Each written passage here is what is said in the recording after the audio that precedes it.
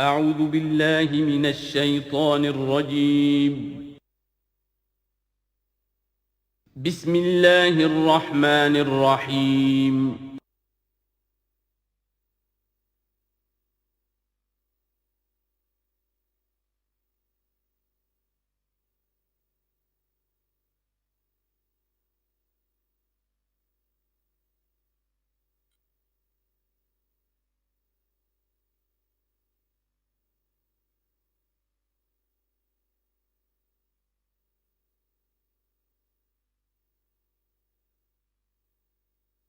والصلاة والسلام على عباده الذين اصطفى خصوصا على أفضلهم وخاتم النبيين محمد الأمين وعلى آله وصحبه أجمعين. أما بعد فأعوذ بالله من الشيطان الرجيم. بسم الله الرحمن الرحيم.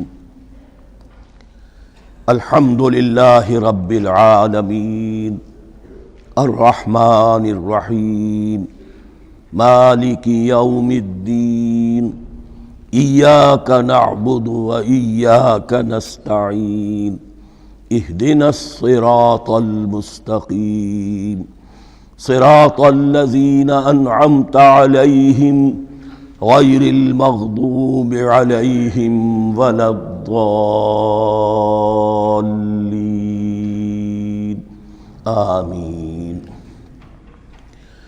رب اشرح لي صدري ويسر لي امري واحلل عقدة من لساني يفقهوا قولي. اللهم ربنا الهمنا رشدنا واعذنا من شرور انفسنا. اللهم ارنا الحق حقا وارزقنا اتباعه وارنا الباطل باطلا وارزقنا اجتنابه. اللهم ربنا يسر لنا امورنا كلها واتمم لنا بالخير وتقبل منا فإنك خیر المتقبلین. آمین یا رب العالمین. ابھی میں نے سورہ فاتحہ کی تلاوت کی اور آپ نے سماعت فرمائی.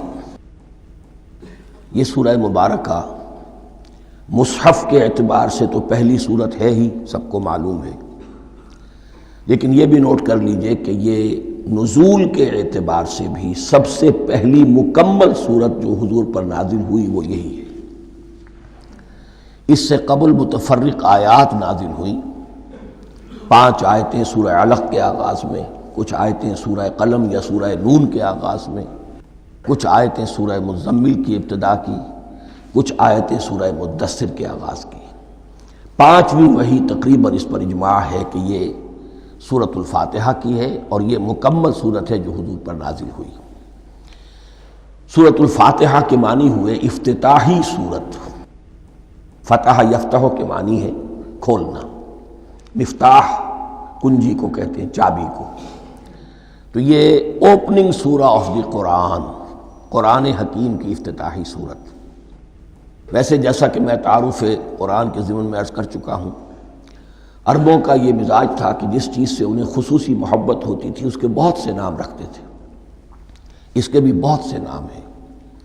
سورۃ الفاتحہ سب سے عام ہے، لیکن الکافیہ، الشافیہ، ام القرآن، اساس القرآن، کم سے کم یہ 4 نام تو میں سمجھتا ہوں کہ ہر مسلمان کو مزید معلوم ہونے چاہیے، اور بھی بہت سے نام. اس سورہ مبارکہ کی بالاتفاق و بالاجماع 7 آیتیں ہیں، اگرچہ ان کی ترتیب میں کچھ اختلاف ہے. ایک رائے یہ ہے، اور یہ رائے امام شافعی کی بھی ہے اور بصرہ کے جو قراء تھے ان کی بھی ہے، کہ آیت بسم اللہ بھی سورہ فاتحہ میں شامل ہے، اس کا جز ہے. وہ اس کو شامل کر کے پھر 7 آیتیں بناتے ہیں. تو آخری جنہیں ہم 2 آیتیں سمجھتے ہیں، صراط الذین انعمت علیہم غیر المغضوب علیہم ولا الضالین، وہ ان کے نزدیک 1 آیت ہے. تو گویا کہ نتیجہ یہ نکلا کہ آیتوں کی تعداد 7 ہی رہتی ہے. امام ابو حنیفہ رحمۃ اللہ علیہ کا موقف اور کوفے کے جو قراء تھے ان کا بھی موقف یہ ہے کہ آیت بسم اللہ نہ سورہ فاتحہ کا جز ہے نہ کسی اور سورت کا جز ہے، سوائے ایک مقام پر جہاں حضرت سلیمان علیہ السلام کا خط جو ہے نقل ہوا ہے، جو انہوں نے ملکہ سبا کو لکھا تھا انہو من سلیمان و انہو بسم اللہ الرحمن الرحیم. تو قرآن کے متن میں صرف اسی جگہ پر یہ آیت شامل سمجھتے ہیں، باقی یہ صرف علامت کے طور پر کہ یہاں سے ایک نئی سورت شروع ہو رہی ہے درج کی گئی ہے. اس سورہ مبارکہ کو الصلاح قرار دیا گیا ایک حدیث میں. اس کا جو اسلوب ہے وہ دعا کا ہے، اور دعا کے ساتھ اس کی جو مناسبت ہے، اور پھر اسی کی وجہ سے ہماری نماز کا یہ جزو لا ینفک بنا دیا گیا. بلکہ ایک حدیث جو میں آپ کو سناؤں گا اس میں اسی کو نماز قرار دیا گیا، الصلاح یہی ہے. ویسے وہ حدیث مبارک موجود ہے، من لم یقرأ بفاتحۃ الکتاب لا صلاۃ لمن لم یقرأ بفاتحۃ الکتاب. جو شخص سورہ فاتحہ کی تلاوت نہیں کرتا اس کی کوئی نماز نہیں. اس کے حوالے سے بھی ہمارے ہاں دو مسلک ہیں، ذکر صرف اس لیے کر رہا ہوں کہ آپ کے علم میں ہو، ان میں کوئی بنیادی فرق نہیں ہے. کسی بھی ایک رائے کا انسان قائل اور حامل ہو سکتا ہے بغیر اس کے کہ دوسرے کو بالکل غلط قرار دے، بلکہ یہ کہ اس کے لیے بھی گنجائش اپنے ذہن میں اور اپنے دل میں رکھے. اور دوسری آیت یہ ہے کہ اس کا حصہ نہیں ہے. اسی اعتبار سے یہ کہ یہ سورہ مبارکہ نماز میں پڑھی جانی ضروری ہے. لا صلاۃ لمن لم یقرأ بفاتحۃ الکتاب. البتہ یہ اختلاف ہے، یہ بات جو میں ذکر کر رہا تھا جو ذہن سے نکل گئی، کہ آیا مقتدی جو ہے امام کے پیچھے کھڑا ہو کر جب نماز پڑھ رہا ہو تو کیا اس صورت میں بھی اس کے لیے لازم ہے کہ سورہ فاتحہ پڑھیں؟ اس میں دو رائے ہو گئی، بلکہ تین. ایک رائے انتہائی ہے اور وہ فقہ حنفی کی طرف منسوب ہے کہ اگر آپ امام کے پیچھے مقتدی کی حیثیت سے نماز پڑھ رہے ہیں تو کسی بھی رکعت میں آپ سورہ فاتحہ نہیں پڑھیں گے. ایک دوسری بالکل برعکس رائے ہے، وہ امام شافعی رحمۃ اللہ علیہ کی ہے کہ ہر حالت میں چاہے امام جہری رکعت پڑھا رہا ہو جس میں وہ بلند آواز سے سورہ فاتحہ پڑھ رہا ہو، اور چاہے وہ سری رکعت ہو، ہر حالت میں مقتدی کو بھی پڑھنی ہے. ایک تیسری رائے بین بین ہے، وہ امام مالک کی ہے رحمۃ اللہ علیہ، کہ جو سری رکعت ہے جس میں کہ امام بھی خاموشی سے پڑھ رہا ہے مقتدیوں کو بھی پڑھنی چاہیے. جو جہری رکعت ہے جس میں کہ امام بلند آواز سے پڑھ رہا ہے اس میں مقتدیوں کو خاموش رہ کر پوری توجہ جو ہے سننے پر صرف کر دینی چاہیے. اذا قرئ القرآن فاستمعوا له وانصتوا. جب قرآن پڑھا جا رہا ہو تو پوری توجہ اس کے پڑھنے پر مرکوز کر دو اور خود خاموش رہو. میرے اپنی رائے میں یہ تیسری رائے سب سے زیادہ صائب ہے اور اس میں کسی طرح کی بھی کوئی پیچیدگی پیدا نہیں ہوتی. بہرحال اس سورہ مبارکہ کا جو اسلوب ہے میں نے عرض کیا دعائیہ ہے. البتہ قرآن مجید کے علم اور حکمت کے اعتبار سے، اس کے فلسفے کے اعتبار سے ایک بات سمجھ لینی چاہیے. قرآن کا فلسفہ یہ ہے کہ بنیادی ہدایت ہر انسان کے دل میں موجود ہے بالقوہ، پوٹینشلی. یہ جو قرآن مجید یا اللہ کی کتابیں نازل ہوتی ہیں یہ انہیں ایکٹیویٹ کرتی ہیں، وہ اندر کی جو ڈورمنٹ کانشسنس ہے، خوابیدہ شعور جو ہے اسے بیدار کر کے، اور پھر یہ کہ اسے اجاگر کرتی ہیں. ہر سلیم الفطرت انسان اور سلیم العقل انسان، دو سلامتی شرط ہیں. سلیم الفطرت، نیچر پرورٹڈ نہ ہو، فطرت مسخ نہ ہو گئی ہو، عقل سلیم ہو. ان دونوں چیزوں کا نتیجہ یہ نکلتا ہے کہ وہ انسان از خود، بغیر کسی وحی کی رہنمائی کے، بغیر کسی نبی کی تعلیم کے سے استفادہ کیے ہوئے از خود بھی کچھ حقائق تک پہنچ جاتا ہے. اور وہ حقائق کیا ہیں؟ نمبر ایک یہ کہ اس کائنات کا ایک خالق ہے اور وہ ایک ہے، اور وہ تمام صفات کمال سے متصف ہے. نمبر دو یہ کہ انسان کی زندگی صرف یہ زندگی نہیں ہے بلکہ ایک اور زندگی ہے کہ جس میں اس زندگی کے اعمال کے نتائج برآمد ہوں گے. یہ دو باتیں، اس کی زیادہ وضاحت کے ساتھ جو ہے اس کا تذکرہ آئے گا سورہ لقمان میں، جہاں حضرت لقمان کی شخصیت کا تذکرہ ہے. لیکن یہاں صرف یہ بات سمجھ لیجئے کہ قرآن کا فلسفہ یہ ہے کہ ہر انسان میں، ہر فرد نوع بشر میں جو اپنی ولادت کے وقت مسلم ہوتا ہے. حضور کی حدیث ہے کل مولود یولد علی الفطرہ ابواہ یحودانہ او ینصرانہ او یمجسانہ. ہر بچہ نوع انسانی کا فطرت اسلام پر پیدا ہوتا ہے. وہ فطرت کے اندر وہ ہدایت ودیت ہے۔ اب اگر وہ فطرت بس نہیں ہوئی اور عقل جو ہے وہ صحیح رخ پر کام کر رہی ہے تو ان دو حقائق تک وہ انسان خود پہنچ جائے گا۔ لیکن ان دونوں حقائق تک پہنچنے کے بعد اب وہ دست بستہ دعا کرے گا کہ اے رب اب مزید ہدایت تو مجھے عطا فرما۔ ایک تو یہ کہ میں کیا کروں کیا نہ کروں، میری عقل اس میں ٹھوکر کھا سکتی ہے، میں کسی اچھی چیز کو بری سمجھ سکتا ہوں، کسی بری کو اچھی سمجھ سکتا ہوں، تو مجھے صحیح راستہ، صحیح راہ ہدایت پر چلا۔ یہ دعا ہے جو انسان کرتا ہے جبکہ وہ ایمان باللہ اور ایمان بالآخرہ تک خود پہنچ چکا ہوتا ہے، اور یہ سمجھتا ہے کہ صحیح زندگی کا رخ یہی ہے کہ جس رب کو میں نے پہچانا ہے کہ وہ اس کائنات کا خالق ہے اور مالک ہے اور رب ہے، میں اس کی بندگی کروں، اس کی اطاعت کروں، اس کا حکم مانوں، اس کے راستے پر چلوں۔ لیکن وہ راستہ کون سا ہے؟ اس کے لیے پھر دست بدعا ہوتا ہے کہ پروردگار تو میری رہنمائی فرما۔ یہ مقام ہے کہ جہاں آپ سمجھ لیجئے اپنے آپ کو بھی آج اس جگہ پر تصور کرتے ہوئے پھر اس سورہ مبارکہ کو پڑھیے کہ آپ اس مقام پر اللہ کے فضل و کرم سے پہنچ چکے ہیں کہ اللہ کو آپ نے پہچان لیا اور اس کی توحید کو جان لیا، اس کی جملہ صفات کمال سے آپ واقف ہو گئے۔ آپ یہ بھی جان گئے کہ بڑھ کر اس کے حضور میں حاضر ہونا ہے اور وہ حساب کتاب لے گا۔ پھر آپ نے یہ عہد بھی کر لیا کہ اب زندگی گزارنی ہے اس رب کی بندگی میں، اسی کی فرما برداری میں۔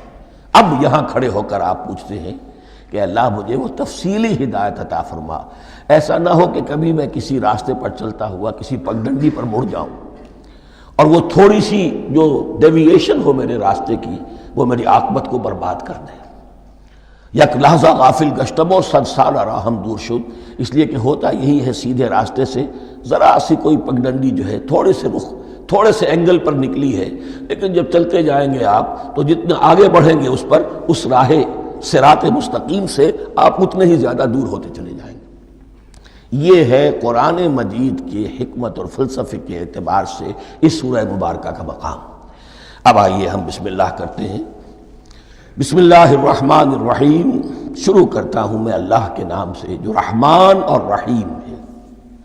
اس پر کچھ گفتگو ہو چکی ہے تعارف قرآن کے ضمن میں کہ رحمان اور رحیم دو نام ہیں کہ جو رحمت کے مادے سے نکلتے ہیں۔ رحمان میں اللہ تعالیٰ کی رحمت کا جوش ہے، جانی کیفیت، طوفانی کیفیت، اور رحیم میں اللہ تعالیٰ کی رحمت کا دوام اور تسلسل۔ یہ دونوں کیفیات اللہ کی رحمت میں بیک وقت موجود ہیں، جس کا ہم تصور نہیں کر سکتے۔ ہم سمندر کو دیکھتے ہیں، متلاطم سمندر ہے، اس میں ہیجان ہے، طوفان ہے۔ دریا کو دیکھتے ہیں کہ وہ سکون کے ساتھ چل رہا ہے، خاموشی سے چل رہا ہے، بہہ رہا ہے، بس تسلسل کے ساتھ بہہ رہا ہے۔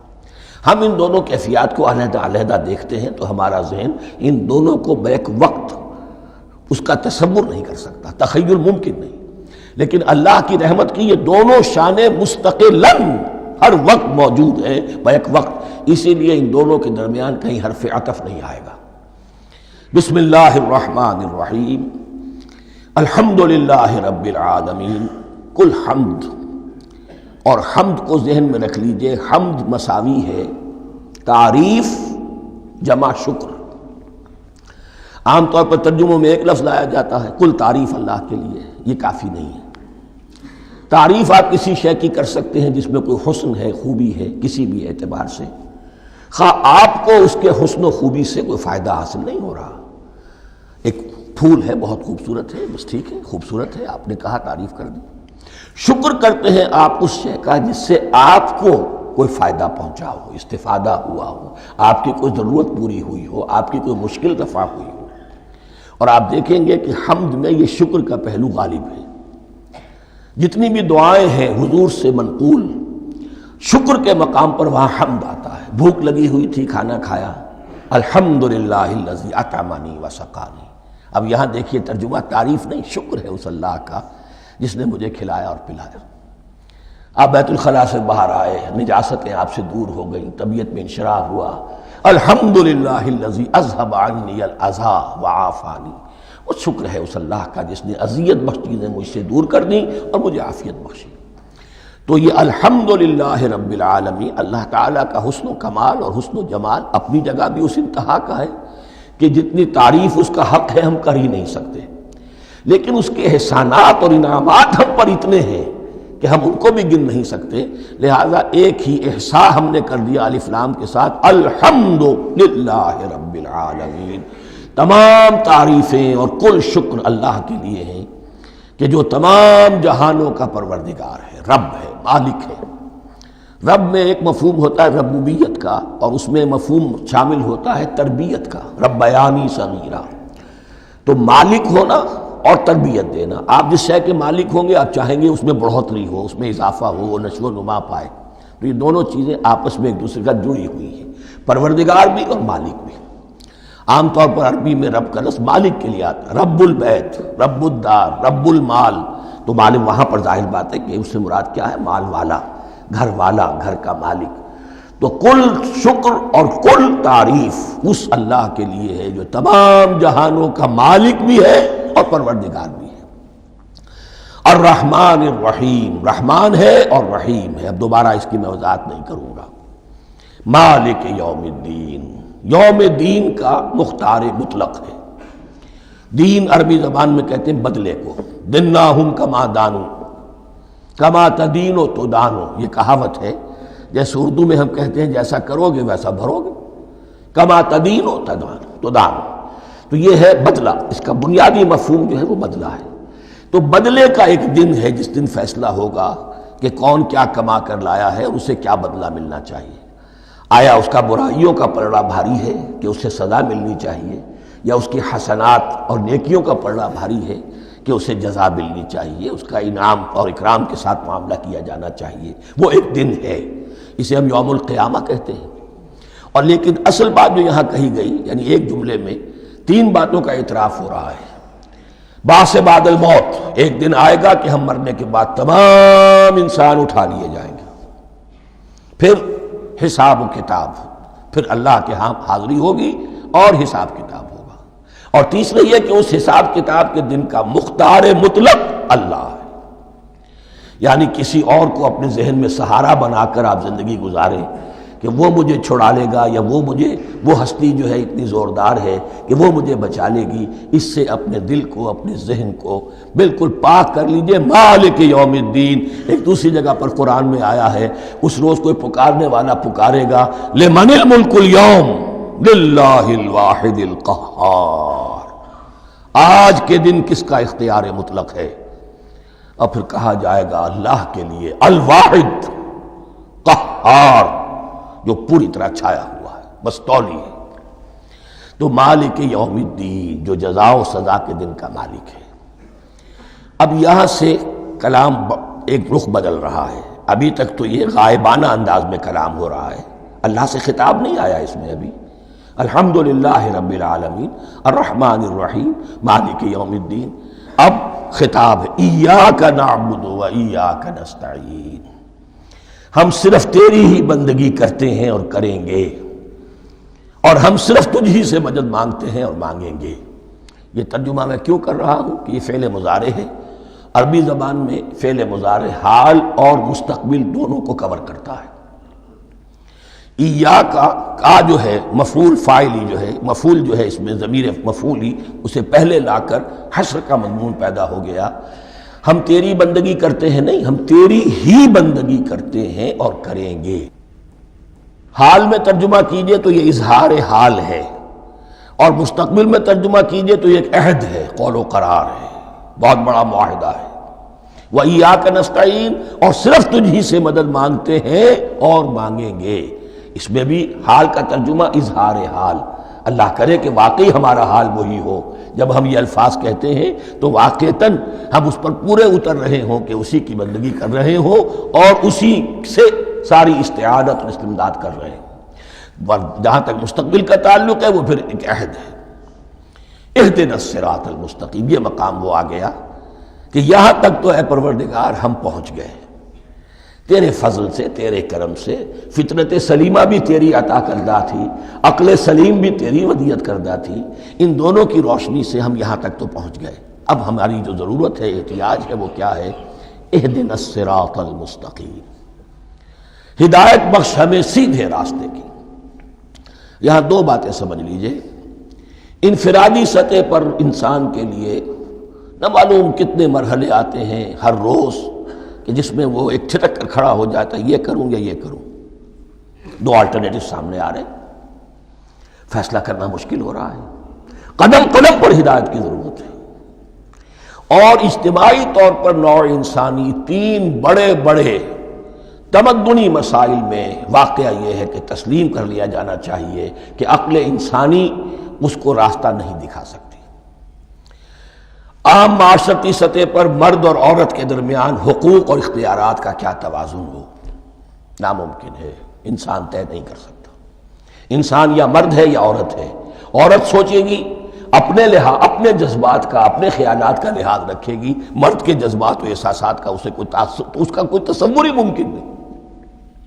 مرد سوچے گا اسے اپنے احساسات معلوم ہے، لیکن یہ کہ عورت کے احساسات سے وہ نابلد ہے، ان کو محسوس کر ہی نہیں سکتا، لا محالہ وہ اپنے بارے میں وہ جو بھی نظام بنائے گا اس میں وہ اپنی بالادستی رکھے گا۔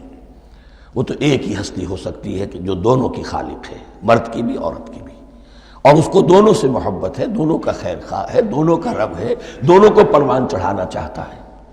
اسی طرح فرد اور معاشرہ یا ریاست، حکومت اور ریاست ہمیشہ یہ چاہتی ہے کہ سارے اختیارات ہمارے ہاتھ میں آ جائیں، ٹوٹلیٹیرین سوسائٹی ہو، بس ہم حکم دیں اور لوگ اس پر چلیں۔ افراد یہ چاہتے نہیں، ہمیں آزادی ہونی چاہیے۔ اب آپ دیکھیے کہ دنیا میں کتنے جھگڑے چلتے ہیں اسی پر، فریڈم فریڈم فریڈم۔ وہ فریڈم واقعتاً اپنی جگہ پر ایک شے ہے، افراد کی آزادی ہونی چاہیے، لیکن افراد کی آزادی اتنی نہ ہو جائے کہ وہ مادر پدر آزاد ہو جائے، کوئی قانون، کوئی قاعدہ، کوئی اخلاقی، کوئی حدود اور قیود جو ہے ان کا پابند نہ رہے۔ تو اب کہاں ہے وہ نقطہ اعتدال کہ جس میں انسان کے انفرادی آزادی، انفرادی اختیار اور ادھر اجتماعی مصلحتیں جو ہیں ان کو بیلنس کیا جا سکے؟ انسان طے نہیں کر سکتا، صرف اللہ ہی اس کے لیے نظام دے سکتا ہے۔ تیسرا مسئلہ ہے سرمایہ اور محنت، اس میں کیا توازن ہو؟ سرمایہ اور محنت دونوں مل کر کچھ بنا رہے ہیں، کچھ پروڈیوس کر رہے ہیں۔ اب اس میں نفع جو ہوا ہے اس میں سرمایہ کا کتنا حصہ ہونا چاہیے اور لیبر کا کتنا ہونا چاہیے، کون طے کر سکتا؟ اس کے لیے بھی کہ ایسا نہ ہو کہ سرمایہ داری جو ہے آکاش بیل بن کر پورے معاشرے پر چھا جائے، اور غریب بیچارہ، مزدور بیچارہ، کاشتکار بیچارہ وہ گویا کہ چکی کے دو پارٹوں میں پس کر رہ جائے، اس کی کوئی حیثیت نہ رہ جائے۔ لیکن یہ کہ دوسری طرف اگر یہ کہ مزدور کا جو حق ہے اس سے زیادہ اس کو دے دیا جائے تو سرمایہ جو ہے وہ سکڑ جائے گا، شائی ہو جائے گا، وہ پھر میدان میں نہیں آئے گا۔ کیا کیا جائے؟ کون سا نقطہ عدل و اعتدال ہے؟ یہ تین مسائل ایسے ہیں، اہدنا الصراط المستقیم۔ تو یوں سمجھیے کہ ایک جو بنیادی ہدایت تھی، ایک اللہ کو پہچان لینا، یہ جان لینا کہ کل حسن و جمال اور تمام انعام و اکرام کا منبع اس کی ذات ہے، وہ رحمان ہے اور رحیم ہے، اور یہ جان لینا کہ مرنے کے بعد جی اٹھنا ہے، حساب کتاب ہے، فیصلہ ہوگا جزا و سزا کا، اور مختار مطلق اس دن کا اللہ ہے۔ پھر یہ عہد کر لینا ایاک نعبد و ایاک نستعین۔ اس کے بعد دعا، پروردگار ہمیں ہدایت پر قائم رکھ، ہماری ہدایت میں اضافہ فرما۔ اس ہدایت کے لفظ کو سمجھ لیجئے، بنیادی ہدایت، تفصیلی ہدایت، قدم قدم پر ہدایت، ہدایت پر ہدایت۔ والذین اہتدوا زادہم ھدی، جو لوگ ہدایت کے راستے پر آتے ہیں اللہ ان کی ہدایت میں اضافہ کرتا ہے۔ تو یہ قدم قدم پر ہمیں ہدایت کی ضرورت ہے اور مرحلہ وار ضرورت ہے۔ ہدایت اس کو بھی کہتے ہیں کہ کسی نے آپ سے کوئی پتہ پوچھا، آپ نے کہا ادھر جانا، پھر دوسری گلی میں مڑنا، پھر جانا دو تین لائٹیں چلے جانا، پھر مڑنا، وغیرہ وغیرہ، یہ بھی ہدایت ہے، نظری طور پر آپ نے بتایا ہے۔ ایک ہدایت یہ ہوئی کہ بھائی میں چلتا ہوں آپ کے ساتھ، میں آپ کو وہاں تک پہنچا دوں گا تاکہ آپ کو دقت نہ ہو، آپ نے منزل تک پہنچا دیا۔ ان دونوں کے درمیان، یہ تو میں نے ایک فرد کی مثال دی ہے، اللہ اور بندے کے درمیان نہ معلوم کتنے مراحل ہیں ہدایت کے۔ تو کسی وقت بھی انسان اپنے آپ کو ہدایت خداوندی سے مستغنا نہیں سمجھ سکتا، اور نہیں تو پروردگار جو ہدایت دی ہے اس پر ہدایت پر قائم رکھ۔ کیا پتہ شیطان کا کوئی حملہ کیا پتہ ہمارے نفس کی کوئی شرارت کسی ایسے رخ پر ہمیں ڈال دے کہ اب تک کی ساری کمائی بھی ضائع ہو جائے۔ لہذا یہ نہ سمجھیے کہ جب یہ ساری چیزیں ان کو معلوم تھی، ان چیزوں کا تو اقرار کر رہے تو اب ہدایت کون سی مانگ رہے ہیں؟ تو ہدایت کا تو بڑا میدان کھلا ہوا ہے، اور اس ہدایت کی وہ جو میں نے آخری شکل آپ کو بتائی ہے کہ منزل مقصود تک پہنچا دے، یہ ہدایت بھی قرآن مجید میں اس معنی میں بھی لفظ آیا ہے کہ اہل جنت جب جنت میں داخل ہوں گے تو جو ترانہ حمد ان کی زبان پر اس وقت ہوگا وہ کیا ہے؟ الحمدللہ الذی ہدانا لہذا وما کننا لنہتدی لولا ان ہدانا اللہ۔ کل شکر اس اللہ کا جس نے ہمیں یہاں تک پہنچا دیا، ہدایت دی یہاں تک پہنچا دیا، اور ہم ہرگز نہ پہنچ پاتے، ہم ہرگز ہدایت یافتہ نہ ہو سکتے اگر اللہ ہی ہمیں ہدایت نہ دیتا۔ اہدنا الصراط المستقیم، سیدھا راستہ، صراط الذین انعمت علیہم، اب اس کی مزید وضاحت ہے، راستہ اس کا ان لوگوں کا جن پر تیرا انعام ہوا۔ یہ کون لوگ ہیں؟ اس کی وضاحت آپ کو ملے گی سورہ نساء میں، من یطع اللہ والرسول فاولئک مع الذین انعم اللہ علیہم من النبیین والصدیقین والشہداء والصالحین۔ چار طبقات ہیں منعم علیہم جن پر اللہ کا انعام ہوا ہے۔ چوٹی پر انبیاء کرام، اس کے بعد صدیقین کرام، اس کے بعد شہداء عظام، اس کے بعد عام صالح مسلمان، صالح ہو۔ یہ بیس لائن ہے، اس سے اوپر کا درجہ شہداء کا ہے، اس سے اوپر کا درجہ صدیقین کا ہے، اور پھر اس سے اوپر کا درجہ انبیاء کا ہے۔ انبیاء میں سے پھر وہ بھی ہوتے ہیں کہ جو اولو العزم میں من الرسل ہیں، لیکن یہ چار طبقات ہیں، ان کے راستے پر ہمیں چلا۔ غیر المغضوب علیہم ولا الضالین، جو مغضوب علیہم نہیں ہوئے، جن پر تیرا غضب نہیں ہوا، اور غضب ہوتا ہے ان پر کہ جو ہدایت کے واضح ہونے کے بعد ہدایت کو ترک کر دیں، وہ ہے مغضوب علیہم۔ جنہیں ہدایت مل گئی ہو، ہدایت کو پہچان لیا ہو، پھر اپنی شرارت نفس کی وجہ سے، اپنی نفسانیت کی وجہ سے، اپنے تکبر کی وجہ سے، اپنے حسد کی وجہ سے وہ اس حق کو رد کر دیں، اس کو ترک کر دیں، ان پر اللہ کا غضب آتا ہے۔ اور اس میں اس کی بہت بڑی مثال تاریخ کے اعتبار سے یہودی ہیں۔ اللہ نے انہیں ہدایت دی، کتابیں عطا کی، تورات، انجیل، زبور، سینکڑوں نبی ان میں مبعوث کیے، 1400 برس تک نبوت کا تار ٹوٹا ہی نہیں، مسلسل۔ ابتدا میں بھی 2 نبی، موسیٰ اور ہارون، اور اختتام پر بھی 2 نبی، عیسیٰ اور یحییٰ علیہ السلام، اور ان کے مابین کوئی لمحہ نہیں آیا ہے تاریخ بنی اسرائیل میں جبکہ کوئی نہ کوئی نبی موجود نہ ہو۔ لیکن انہوں نے اپنی شرارت نفس کی وجہ سے ہدایت تورات سے بھی منہ موڑا، اور پھر سب سے بڑی بات یہ کہ ہدایت محمدی سے، ہدایت قرآنی سے بھی صلی اللہ علیہ وسلم منہ موڑا، وہ ہے مغضوب علیہم ولا الضالین، اور نہ ہی گمراہ ہوئے۔ یہ لفظ جو آتا ہے عربی زبان میں گمراہ کا بھی ہے اور تلاش حق میں بھٹکنے والے کا بھی ہے۔ ایک وہ شخص ہے جس پر حق ابھی واضح نہیں ہوا، وہ تلاش میں ہے، اس کے لیے بھی ضال کا لفظ آئے گا۔ اسی طرح کوئی شخص کسی کے عشق اور محبت میں ایسا ہو جائے، دیوانہ ہو جائے، اس کو بھی ضال کہتے ہیں، یعنی اس کے اوپر جذبات کا اتنا غلبہ ہو گیا ہے کسی کی محبت اور عشق کی بنا پر۔ تو حضور کے لیے یہ لفظ آیا ہے وَوَجَدَكَ ضَالًّا فَهَدَىٰ، اور یہ تو سورۃ الضحیٰ ہے، اکثر بیشتر لوگوں کو یاد ہوگی۔ تو یہ جو ضال کا لفظ ہے، اس میں سمجھ لیجئے ضروری نہیں ہے کہ وہ گمراہ ہو، بلکہ وہ بھی کہ جو ابھی راہ ہدایت کی طلب میں، اس کے حصول کے لیے اس کی تلاش میں کوشاں ہیں، اور وہ بھی کہ جو کسی مغالطے کی وجہ سے حق سے منحرف ہو جائے۔ یہ بھی جان لیجئے کہ ایک ہے بدنیتی، تکبر، حسد، حق کو جان کر پہچان کر رد کر دینا یا چھوڑ دینا یا ترک کر دینا، ایک ہے کسی غلطی میں، کسی جذبات کے اندر آ کر، کسی غلو کے اندر مبتلا ہو کر اور حق سے منحرف ہو جانا۔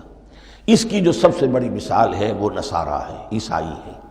حضرت مسیح کو انہوں نے مانا لیکن غلو کیا، یہ لفظ آئے گا آگے، لا تغلو فی دینکم، اپنے دین میں غلو نہ کرو۔ جیسے ہمارے ہاں بھی بعض لوگ ہیں جو حضور صلی اللہ علیہ وسلم کی تعریف میں، حضور صلی اللہ علیہ وسلم کے ساتھ اپنی محبت کے اظہار میں غلو کر جاتے ہیں، یہ انتہا درجے کو ہو گیا تھا حضرت مسیح علیہ السلام کے ماننے والوں میں، اور اس کی بنا پر انہوں نے تثلیث کا عقیدہ ایجاد کر لیا اور حضرت مسیح علیہ السلام کو اللہ کا بیٹا بنا دیا۔ تو اس کی سب سے بڑی مثال ضالین کی اس اعتبار سے کہ ہدایت پانے کے بعد کسی بدنیتی سے نہیں بلکہ کسی اچھے جذبے میں غلو کی وجہ سے رسول سے محبت کرنا تو اچھا جذبہ ہے، لیکن یہ محبت بھی ایک حد میں رہنی چاہیے۔ غلو کرے گی تو ظاہر بات ہے کہ اس کے بعد وہ گمراہی کی طرف لے جائے گی۔ تو یہ ہے اس سورہ مبارکہ کا ترجمہ، اور اس کے بعد آخر میں آمین کہنا یہ مسنون بھی ہے، کہنا چاہیے۔ البتہ اختلاف یہاں بھی صرف اتنا ہے کہ نماز میں جب آپ امام کے ساتھ ہیں، وہ اگر جہری قرات کر رہا ہے تو آیا اس کے بعد آپ کو بھی بالجہر کہنا ہے آمین یا نہیں کہنا، یہ اختلاف ہے، ان میں کوئی فرق واقع نہیں ہوتا۔ یہ چیز متفق علیہ کہ کہنا ہے آمین، بلکہ یہ آمین تو یہودیوں میں ہے، یہ آمین جو ہے یہ عیسائیوں میں بھی ہے، ان کی بھی جو پریئر لارڈس پریئر ہے اس کے بعد آمین، وہ آمین کہتے ہیں، وہ فرق وہ لفظ ایک ہی ہے، اس لیے کہ عبرانی زبان اور عربی زبان یا تو ہم یہ کہہ سکتے ہیں کہ دونوں بہنیں ہیں، کوئی ایک مشترک زبان تھی ان کی ماں جس کی یہ دو بیٹیاں ہیں، اور یا یہ کہنا پڑے گا کہ عربی زبان کی ماں جو ہے وہ عبرانی زبان ہے۔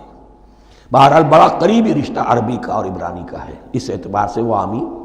اب آپ کو معلوم ہے ہم السلام علیکم وہ کہتے ہیں، وہ سلام کہتے ہیں، فرق کیا ہے؟ وہ تو تلفظ کا فرق ہے۔ اسی طریقے سے اور بہت سے الفاظ ہیں، میں بعد میں بتا۔ اب میں اس سورہ مبارکہ کے بارے میں خاص حدیث آپ کو سنانا چاہتا ہوں، اور اسی سے در حقیقت جو امام ابو حنیفہ کا موقف ہے رحمۃ اللہ علیہ، اس کی حقانیت مزید مبرہن ہو جائے گی۔ یعنی کیا کہ آیت بسم اللہ سورہ فاتحہ کا جز نہیں ہے، سورہ فاتحہ الحمدللہ رب العالمین سے شروع ہوتی ہے۔ وہ میں آپ کو بتانا بھول گیا کہ جن کے نزدیک یہ سورت کا جز ہے وہ پھر جہری قرات میں بسم اللہ الرحمن بھی بلند آواز سے کہیں گے، اور جن کے نزدیک یہ سورہ فاتحہ کا جز نہیں ہے وہ نہیں کہیں گے، وہ الحمدللہ رب العالمین سے قرات کریں گے۔ تو کوئی فرق نہیں ہے بنیادی۔ یہ حدیث جو ہے یہ مسلم شریف میں ہے اور حدیث قدسی ہے، اس کے راوی حضرت ابو ہریرہ ہیں رضی اللہ تعالی عنہ، اور اس حدیث نے اس سورت کے مضامین کا نہایت عمدہ تجزیہ کر دیا ہے۔ حدیث کے الفاظ سن لیجئے، قسمت الصلاۃ بینی و بین عبدی نصفین۔ اللہ تعالیٰ فرما رہے ہیں، حدیث قدسی ہے، میں نے نماز کو، صلاۃ کو اپنے اور اپنے بندے کے درمیان آدھا آدھا تقسیم کر لیا، فنصفها لی ونصفها لعبدی، اس کا نصف جو ہے وہ میرے لیے ہے اور نصف جو ہے وہ میرے بندے کے لیے ہے، وَلِعَبْدِي مَا سَأَلَ، اور جو میرے بندے نے مانگا میں اسے دوں گا، میرا وعدہ ہے یا میں نے اسے دیا۔ اس کے بعد اس کی تفصیل آتی ہے، اذا قال العبد، جب بندہ کہتا ہے الحمدللہ رب العالمین، قال اللہ حمدنی عبدی، جب بندہ کہتا ہے الحمدللہ رب العالمین، اللہ فرماتا ہے میرے بندے نے میری حمد کی۔ وَإِذَا قَالَ الرَّحْمَنِ الرَّحِيمِ قَالَ اللَّهُ اثْنَى عَلَيَّ عَبْدِي، جب بندہ کہتا ہے الرحمن الرحیم، اللہ فرماتا ہے میرے بندے نے میری ثنا کی۔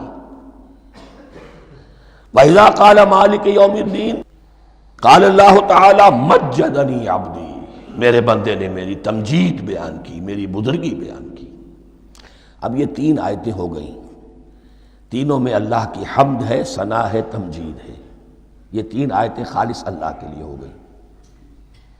اب چوتھی آیت آئی، ایاک نعبد و ایاک نستعین، اس کے بارے میں جب بندہ کہتا ہے اذا قال العبد ایاک نعبد و ایاک نستعین، قال اللہ تعالی ھذا ما بینی و بین عبدی ولعبدی ما سأل، یہ میرے اور میرے بندے کے درمیان ہے۔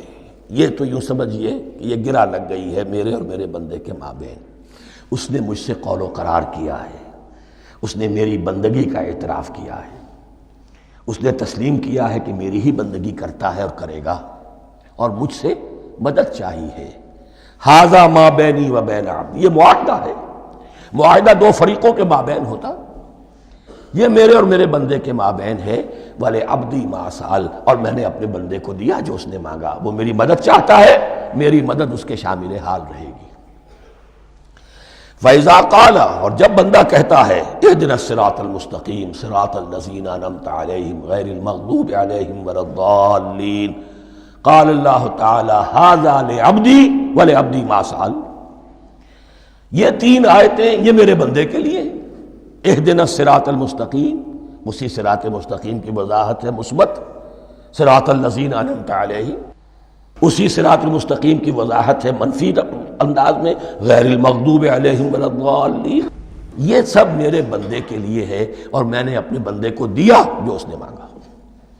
اس کو میں نے ایک مرتبہ یہ ترازو کی شکل میں اس کو لکھوایا تھا۔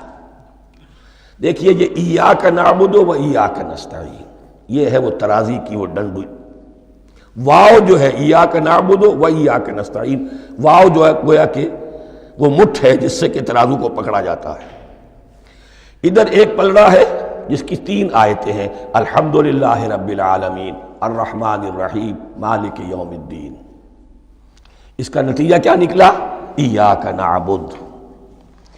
آپ نے شاید یہ سنا بھی ہو، ایک بہت ہی عمدہ قرات کا جو ریکارڈ ہے قاری عبدالباسط عبدالصمد کا، وہ یہیں سے چل کر سورہ فاتحہ کی قرات کر کے ایاک نعبد پر آ کر رکتا ہے۔ الحمدللہ رب العالمین الرحمن الرحیم مالک یوم الدین ایاک نعبد۔ گویا کہ یہاں یہ صورت بالکل ہاف ہو گئی ہے۔ تین آیتوں میں اللہ کی حمد ہے، ثنا ہے، تمجید ہے، جس کا نتیجہ ہم تیری ہی بندگی کرتے ہیں، تیری ہی اطاعت کریں گے۔ لیکن اب اس کے بعد سوال ایاک نستعین، اسی کی جو استعانت کیا درکار ہے ہمیں؟ ہدایت۔ ہدایت سب سے بڑی استعانت ہے، ہدایت ہی تو سب سے بڑی مدد ہے۔ اهدنا الصراط المستقیم صراط الذین انعمت علیہم غیر المغضوب علیہم ولا الضالین۔ یہ ایاک نستعین کے حکم کے ساتھ یہ تین آیتیں آ گئیں، اهدنا الصراط المستقیم صراط الذین انعمت علیہم غیر المغضوب علیہم ولا الضالین۔ قسمت الصلاة بینی وبین عبدی نصفین فنصفها لی ونصفها لعبدی وَلِعَبْدِي مَا سَأَلَ۔ اللہ تعالیٰ اس سورہ فاتحہ کا جو اصل مفہوم ہے وہ بھی ہمارے ذہنوں پر، ہمارے شعور کی سطح پر اسے اجاگر کیے رکھے، ہمیں توفیق دے کہ جب بھی پڑھیں، جب بھی سنیں تو وہ کیفیت اگر ہو جائے۔ اس لیے کہ ایک حدیث ہے کہ الصلاۃ معراج المومنین، نماز تو اہل ایمان کے حق میں معراج کے درجے میں ہے۔ اس حوالے سے ہم یہ سمجھ سکتے ہیں کہ کوئی وقت ایسا آ سکتا ہے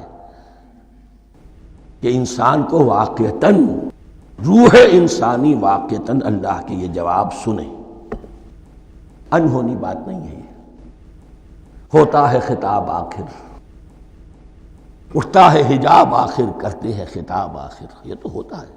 مخاطبہ الہی، یہ تو میں نے عرض کیا کہ ثابت ہے، مخاطبہ، محادث اور تحدیث، اللہ بندوں سے کلام کرتا ہے۔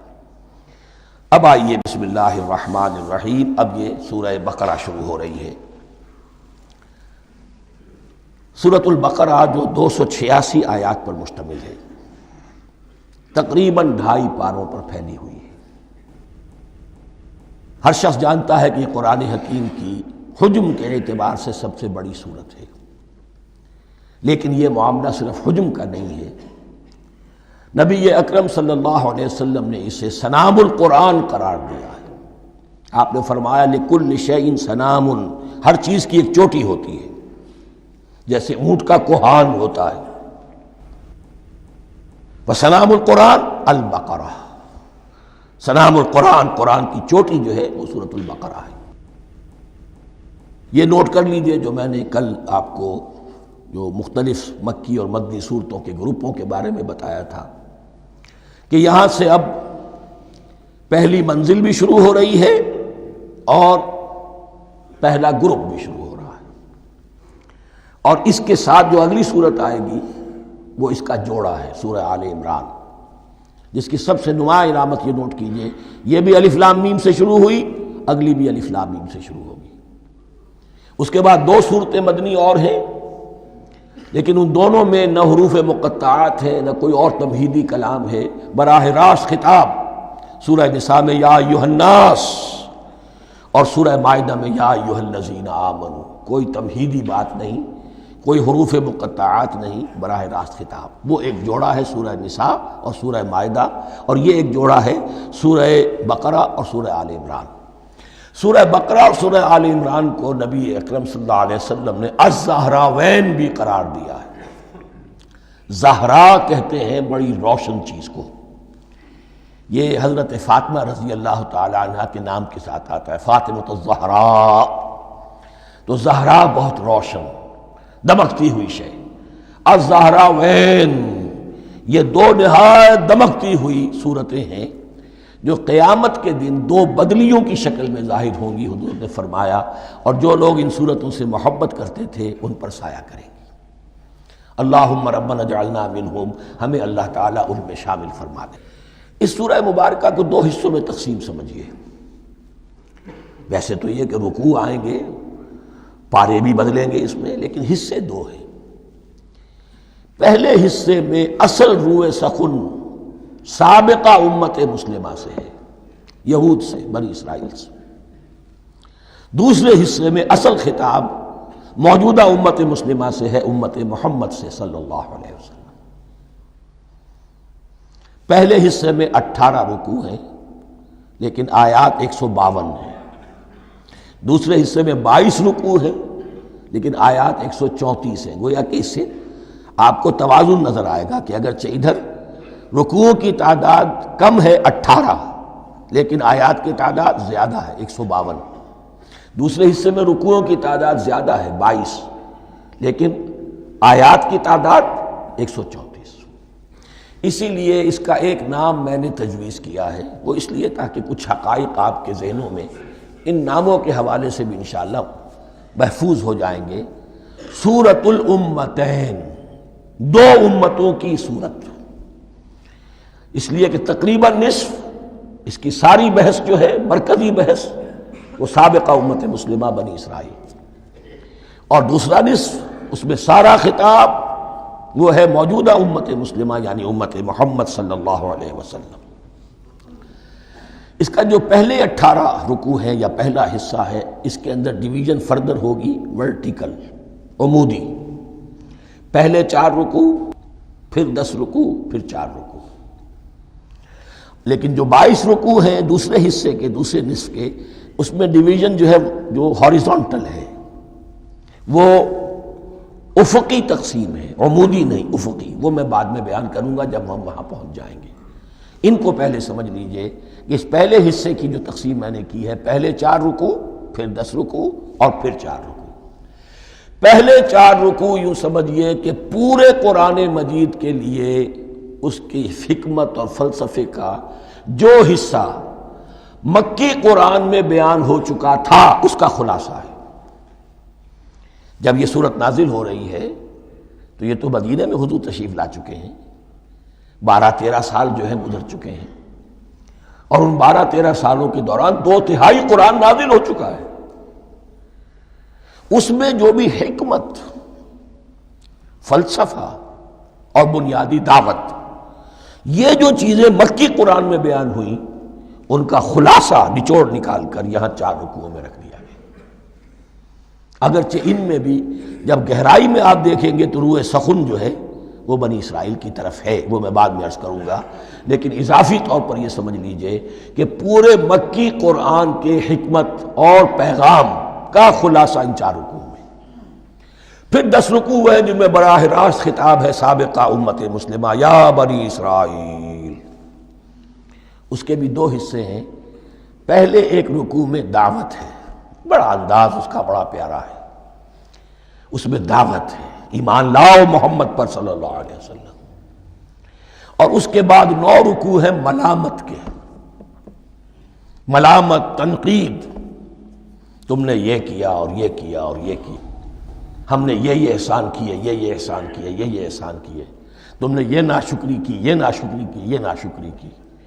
اور اس سب کا نتیجہ آخری 4 رکوعوں میں ہے کہ اب تمہیں اس منصب سے معزول کیا جا رہا ہے جس پر تم 2000 برس تک فائز رہے ہو، اور تمہیں ہٹا کر اب ایک نئی امت، امت محمد کی شکل میں جو وجود میں آ چکی ہے صلی اللہ علیہ وسلم، اسے اس پر فائز کیا جا رہا ہے۔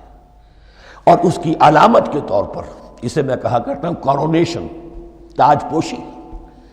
ایک امت معذور، دوسری امت اس کا نسب ہو رہا ہے، اس کی تاج پوشی کے لیے سمبل، علامت کیا ہے؟ قبلہ تحویل.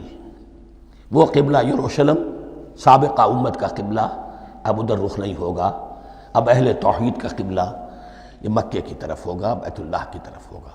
تو تحویل قبلہ کا مضمون ہے جو ان 4 رکوعوں میں آتا ہے. تو یہ میں نے تھوڑی سی تمہید جو ہے آپ کے سامنے رکھ دی ہے. اب بسم اللہ کیجئے. بسم اللہ الرحمن الرحیم. الف لام میم. الف لام میم یہ حروف مقطعات ہیں، یہ علیحدہ علیحدہ پڑھے جاتے ہیں، علم نہیں پڑھ سکتے اس کو. الف لام میم، ہا میم ہے، ہا علیحدہ میم علیحدہ، اگرچہ لکھے ہوئے ہوتے ہیں جڑے ہوئے. کاف ہا یا عین صاد لکھے ہوئے جڑے ہوئے، پڑھے جائیں گے علیحدہ علیحدہ. قطع علیحدہ کرنا. تو حروف مقطعات، ان کے بارے میں ایک بات تو جو ہے اجماعی ہے، سب کے نزدیک مسلم ہے. ان کا کوئی حتمی مفہوم اور ان کے حتمی معنی کسی کو معلوم نہیں سوائے اللہ اور اس کے رسول کے. اس معنی میں یوں بھی کہا گیا یہ کوڈ ورڈز ہیں، جیسے کہ کوئی میسیجز جو ہیں ادھر ادھر بھیجے جاتے ہیں، سیکرٹ میسیجز، تو کچھ کوڈ ورڈز ہوتے ہیں جس سے سمجھ میں آتا ہے کہ یہ بات واقعتاً صحیح سورس سے آ رہی ہے، واللہ عالم. لیکن اس کا کوئی مفہوم اور اس کے معنی جو ہیں وہ اتفاق اس پر ہے، اگرچہ بعض حضرات نے کچھ اپنی سی کوشش کی ہے، کچھ مفہوم جو ہے بنانے کی، وہ اپنی جگہ پر ہے. لیکن یہ کہ کسی حضرت عبداللہ ابن عباس رضی اللہ تعالی عنہما نے بعض ایسی کوششیں کی ہیں، لیکن ان کی رائے کو بھی ان کی ذاتی رائے سمجھا گیا ہے، امت نے اسے قبول نہیں کیا. اجماع اور کنسنسس اسی پر ہے کہ اس کے معنی اور مفہوم کسی کو معلوم نہیں سوائے اللہ اور اس کے رسول کے. البتہ بعض چیزیں ایسی ہیں کہ وہ اگر نوٹ کر لی جائیں تو شاید آئندہ ہے اس میں کچھ راز کھلنے کے امکانات پیدا ہو جائیں. دیکھیے عربی زبان کے جو الفابیٹس ہیں ان کی تعداد 29 ہے یا 28 ہے، میں بتا چکا ہوں. الف اور حمزہ کو ایک سمجھیں تو 28 ورنہ 29. پہلی بات یہ نوٹ کیجئے قرآن حکیم کی 114 صورتوں میں سے 29 صورتوں میں ان کے شروع میں یہ حروف مقطعات آئے ہیں. دوسری بات یہ کہ اس میں 28 کا نصف کیجئے تو 14 استعمال ہوئے، 14 نہیں استعمال ہوئے، بالکل آدھی تعداد استعمال ہوئی ہے. تیسرے یہ کہ جو شروع اور آخر اور درمیان 3 حصوں میں تقسیم کر دیجئے آپ، 9 9 9 پلواڑی 27، ایک طرف 10 رہ جائیں گے. پہلے حصے میں سے بہت کم حروف لیے گئے، بہت کم. آخری حصے کے تقریباً تمام حروف ہیں تقریباً. درمیانی حصہ وہ ہے کہ جس میں آپ نے دیکھا ہے کہ عربی میں جوڑوں کی شکل میں ہے، صاد ضاد، فرق کیا ہے نقطے کا، سین شین فرق کیا ہے نقطوں کا، را زا فرق کیا ہے نقطے کا. تو جو بھی نقطے والا لفظ ہے وہ نہیں لیا گیا، اور جو بغیر نقطے کے غیر منقوط ہے وہ لیا گیا. پھر اس میں 3 صورتیں ہیں جن میں ایک ایک حرف آیا ہے، سورہ قاف، سورہ نون، سورہ صاد. پھر صورتیں ہیں جن میں 2 2 آئی ہیں، جن میں 3 3 آئے ہیں، پھر 4 4 آئے ہیں.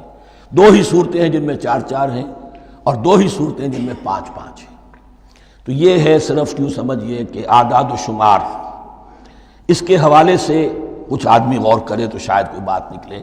باقی وہ مثال میں آپ کو بتا دیتا ہوں کہ حضرت عبداللہ ابن عباس نے ایک رائے ظاہر کی کہ الف لام میم در حقیقت ایک جملے کا خلاصہ ہے. انا اللہ اعلم، پہلا لفظ انا اس کا الف لے لیا، درمیانی لفظ اللہ اس کا درمیانی لام لے لیا، تیسرا لفظ اعلم یہ آخری لفظ ہے، آخری حرف میم لے لیا. انا اللہ اعلم، میں اللہ جانتا ہوں، واللہ اعلم، واقعتاً اللہ ہی جانتا ہے. یہ حضرت عبداللہ ابن عباس کی رائے ہے، لیکن اگرچہ انہیں حبر الامت مانا گیا ہے، لیکن یہ کہ ان کی اس رائے کو بھی اکثر و بیشتر مفسرین نے قبول نہیں کیا. اب جو پہلے 2 رکوع ہیں اس سورہ بقرہ کے، ان کے بارے میں تعویل عام اور تعویل خاص کا ایک بڑا بنیادی فرق ہے جو نوٹ کر لینا چاہیے. جس وقت یہ صورت نازل ہو رہی ہے، میں عرض کر چکا ہوں کہ 12 سال ہو چکے تھے حضور کو اپنا فریضہ نبوت و رسالت ادا کرتے ہوئے. ایک جماعت اچھی بھلی تیار ہو چکی تھی جنہوں نے حضور کی دعوت پر لبیک کہا، ایمان لائے اور آپ کی تعلیمات پر عمل کیا۔ وہ ایک گروہ موجود تھا، یہ ابو بکر ہے، یہ عمر ہے، یہ عثمان ہے، یہ طلحہ ہے، یہ زبیر ہے، یہ عبد الرحمن ابن عوف ہے، یہ مصعب بن عمیر ہے، دیکھ لو۔ اور ایک گروہ وہ تھا کہ جو حق کو جان کر پہچان کر محض اپنی ضد اور ہٹ درمی کی باعث وہ کفر پر اڑ گیا تھا۔ اور اب ایک تیسرا گروہ پیدا ہو رہا تھا مدینے میں آ کر، وہ ابھی ایمبریونک سٹیج میں ہے، کہ جو داعی ہے، مدعی ہے کہ ہم مانتے ہیں لیکن حقیقت میں نہیں مانتے۔ یہ تین قسم کے گروہ دنیا میں ہمیشہ پائے جائیں گے، ہمیشہ۔ اب اسے میں اس کو لا رہا ہوں تعویل عام کی طرف۔ جب بھی کبھی کوئی دعوت اٹھے گی انقلابی، ایک ہوتا ہے وعظ و نصیحت، ٹھیک ہے، جس نے بھی فائدہ اٹھایا اٹھا لیا۔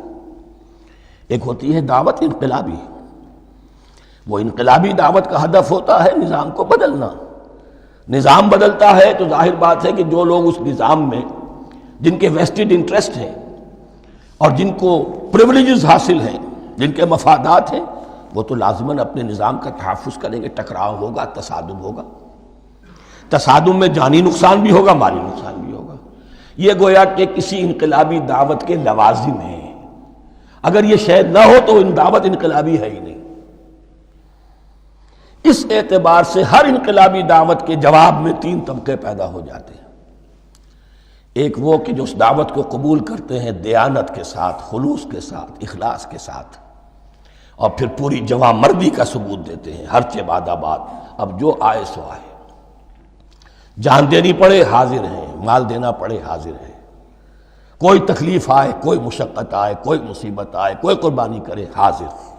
جب پکارا گیا، واپس نہیں پھیرا کوئی فرمان جنوں کا، اور تنہا نہیں لوٹی کبھی آواز جرس کی۔ خیریت جاں راحت تن صحت داماں، سب بھول گئیں مصلحت اہل ہوس کی۔ ایک وہ لوگ ہوتے ہیں، ایک وہ لوگ ہوتے ہیں کہ جو اڑ جاتے ہیں ضد پر، ہٹ درمی پر، ماننے کے باوجود، جاننے کے باوجود کہ بات تو ٹھیک ہے جو کہہ رہے ہیں، کیسے مان لیں؟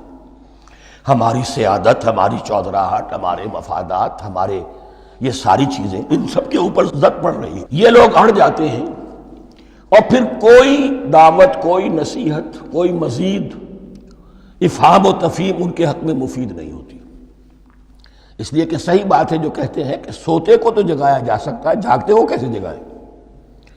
کوئی سویا ہوا ہے تو آپ اسے جگا دیں گے، جو جاگا ہوا ہے لیکن وہ بنا ہوا ہے، وہ اٹھنے کو تیار ہی نہیں ہے، تو آپ کیسے اٹھا دیں گے اس کو؟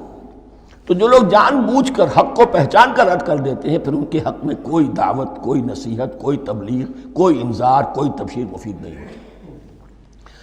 تیسرا درجہ ایسے لوگوں کا ہوتا ہے جو یا تو شروع میں آتے ہی شرارت کے ارادے سے ہیں، کوئی مصلحت ہے جس کی وجہ سے اس دعوت کو قبول کر لیا، کوئی ذاتی منفعت ہے جس کے لیے قبول کر لیا، یا یہ کہ شروع میں تو اخلاص کے ساتھ آتے ہیں لیکن جب قربانی دینے کا وقت آتا ہے تو ان کے اندر سیرت و کردار کی وہ مضبوطی نہیں ہوتی کہ ہر چہ بعد آباد، یہ نہیں ہوتی، وہ پھر ڈگمگاتے رہتے ہیں، کبھی کچھ چلے پھر کہیں ٹھٹک کر رہ گئے، پھر کہیں کچھ چلے پھر ٹھٹک کر رہ گئے۔ یہ تیسرا طبقہ ہے کہ جو کہتا ہے، دعوی مدعی ہے کہ ہم نے مانا ہے، قبول کیا ہے، بات ٹھیک ہے، کچھ تھوڑا بہت چلتے بھی ہیں، لیکن جہاں مشکل آئی ٹھٹک کر کھڑے ہو گئے، اوندھے منہ گر پڑے۔ یہ تیسرا طبقہ ہے۔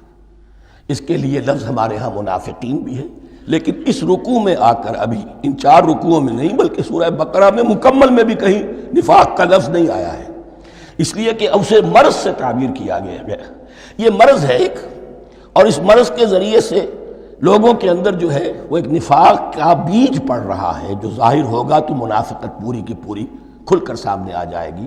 روگ ہے انسانی شخصیت کا، اس حوالے سے وہ تیسری، اور یہ چونکہ اہم ترین حصہ تھا، اور یہ مرض اب شروع ہو رہا تھا مدینے میں، مکے میں نہیں تھا، لہذا زیادہ تفصیل سے اس کے بارے میں گفتگو ہوئی۔ اب ان 2 رکنوں کا سلسلے وار مطالعہ انشاءاللہ اس دوسری نشست میں کریں گے۔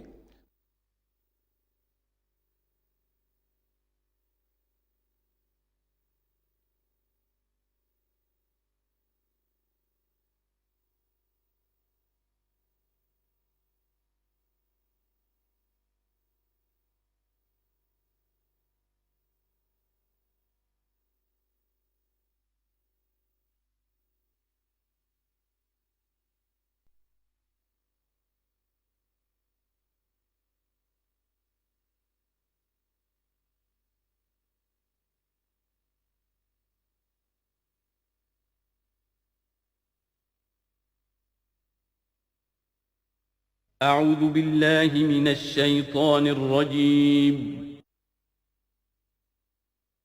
بسم الله الرحمن الرحيم.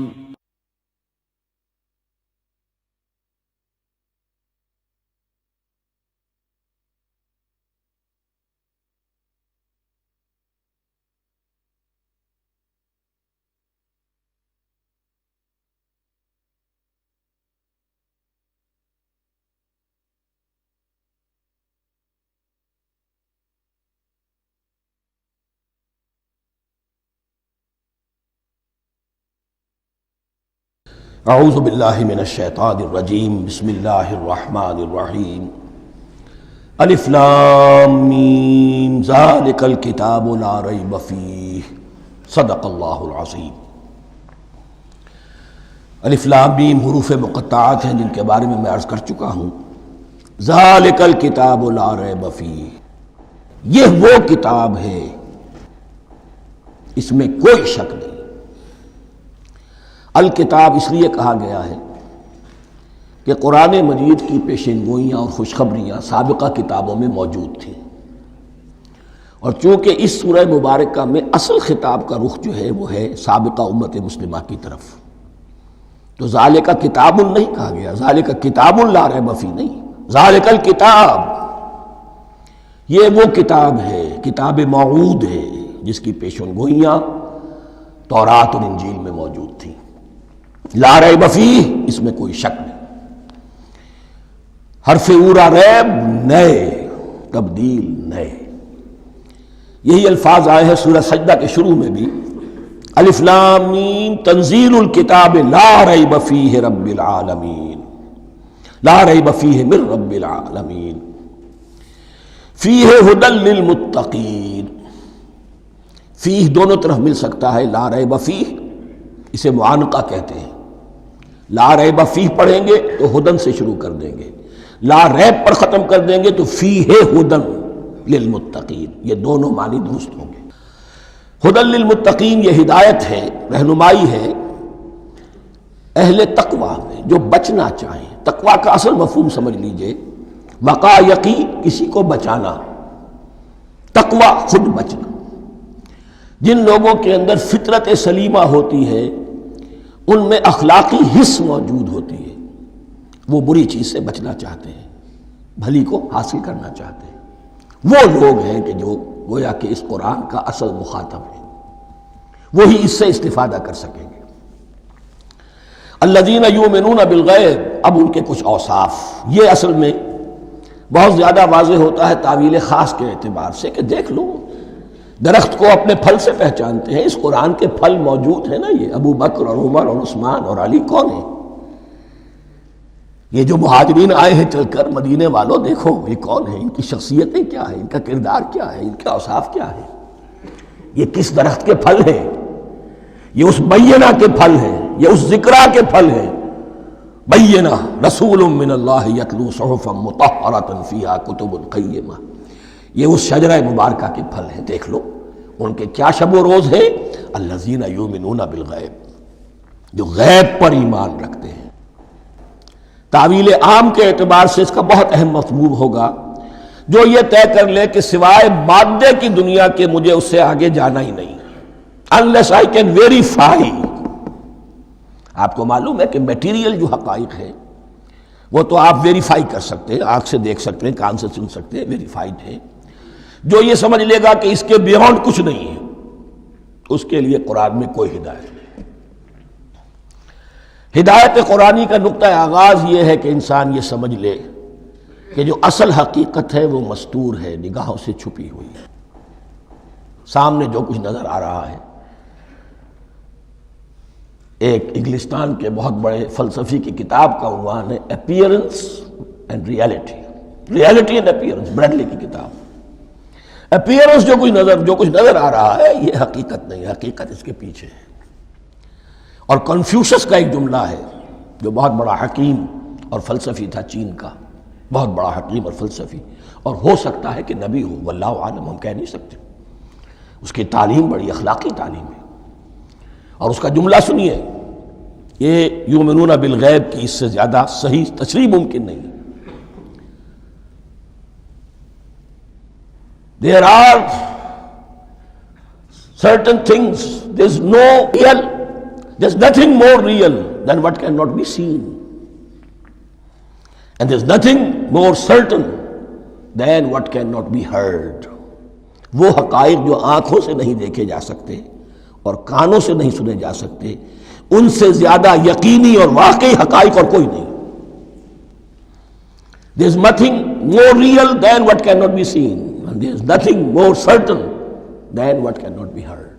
الذین یؤمنون بالغیب ویقیمون الصلاۃ، نماز قائم کرتے ہیں، ومما رزقناہم ينفقون، اور جو کچھ ہم نے انہیں دیا ہے اس میں سے خرچ کرتے ہیں، خیر میں، بھلائی میں، نیکی میں، ابنائے نو کی حاجات کو رفع کرنے میں، لوگوں کی تکلیفیں دور کرنے میں، خود اللہ کے لیے، اللہ کی رضا جوئی کے لیے، اللہ کو قرض حسنہ دیتے ہوئے. والذین یؤمنون بما انزل الیک وما انزل من قبلک، اور وہ کہ جو ایمان رکھتے ہیں اس پر بھی جو آپ پر نازل کیا گیا ہے محمد صلی اللہ علیہ وسلم، اور اس پر بھی کہ جو آپ سے پہلے نازل کیا گیا. یہ بہت اہم الفاظ ہیں، اس لیے کہ عام طور پر آج کل ہمارے ہاں یہ خیال پھیلا ہوا ہے کہ یہ تورات اور انجیل کے پڑھنے کا کوئی فائدہ نہیں، کوئی ضرورت نہیں. کوئی ضرورت نہیں کی حد تک تو شاید بات صحیح ہو، لیکن کوئی فائدہ نہیں، یہ بالکل غلط ہے. یہ ابتدا ہے قرآن کی، اور کس قدر اہتمام کے ساتھ کہا جا رہا ہے. ایمان صرف قرآن پر نہیں، اس پر بھی کہ جو اس سے پہلے نازل کیا گیا. اور سورہ نساء کی آیت، اور سورہ نساء نازل ہوئی ہے کہیں جا کر سن 6 ہجری میں، یا ایھا الذین آمنوا آمنوا باللہ ورسولہ والکتاب الذی نزل علی رسولہ والکتاب الذی انزل من قبل. تو اس سے ایمان جو ہے تورات پر اور انجیل پر اور زبور پر اور صحف ابراہیم پر، اجمالی ایمان کی جو اہمیت ہے اس کو اچھی طرح سمجھ لیجیے. البتہ یہ ہے کہ چونکہ ہم سمجھتے ہیں اور جانتے ہیں کہ ان کتابوں میں تحریف ہو گئی ہے، لہذا ان کتابوں کی کوئی شے قرآن پر حجت نہیں ہوگی. جو چیز قرآن سے ٹکرائے گی ہم اس کو رد کر دیں گے. ان کتابوں کی کسی شے کو دلیل کے طور پر نہیں لائیں گے. لیکن جہاں قرآن مجید کی کسی بات کی نفی نہ ہو رہی ہو تو بہت سے حقائق ہمیں ان کتابوں ہی سے ملتے ہیں. انبیاء کے مابین جو زمانی ترتیب ہے، کرونالوجیکل آرڈر جو ہے، وہ تو ہمیں تورات سے ملتا ہے، قرآن میں تو نہیں. قرآن میں کبھی حضرت نوح کا ذکر بعد میں ہے، حضرت موسیٰ کا پہلے.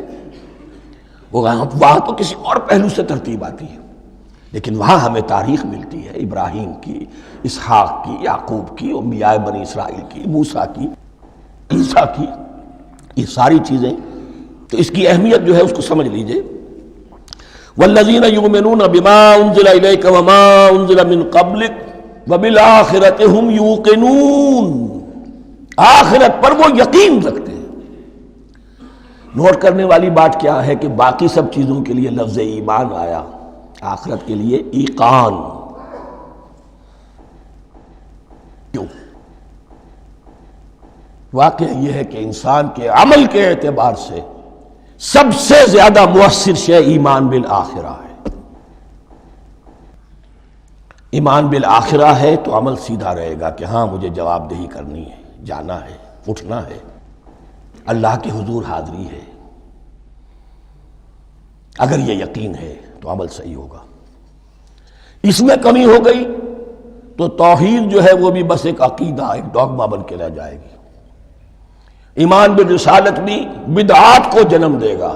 عید میلاد نبی منا لیجئے اور کچھ عشقیہ اشعار کہہ دیجئے، نعتیہ اشعار کہہ دیجئے، اللہ اللہ خیر صلی اللہ، یہ ایمان بالرسالت کے مظہر ہوں گے.